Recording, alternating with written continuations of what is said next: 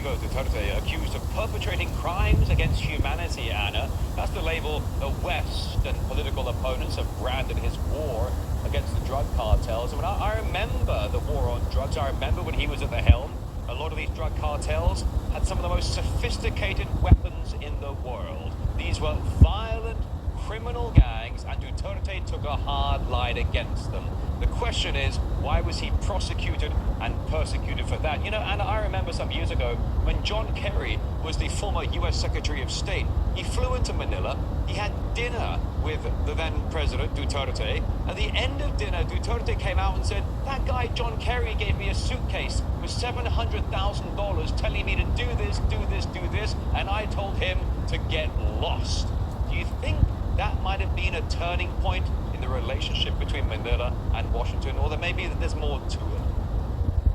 Yes, I think so, because during the time of former President Duterte presidency, he really pushed forward with the called independent foreign policy, that we have a balanced relation between different major powers in the world. We have good relation with Russia, we had good relation with the United States to certain extents. We don't agree with the United States during the time that, dictating what we have to do as a sovereign state, and we have good relation with China. So I think the United States during that time really cannot control or heavily influence our foreign policy during the Duterte's time as president. So I think this is one reason probably that's why at the moment, when you talk about the ICC case, I do believe that, a superpower like the United States has their hands on this, but I'm not really saying that it's under Trump at 2.0 administration. And on the other hand, let's just point one more thing very crucial with regard to this issue.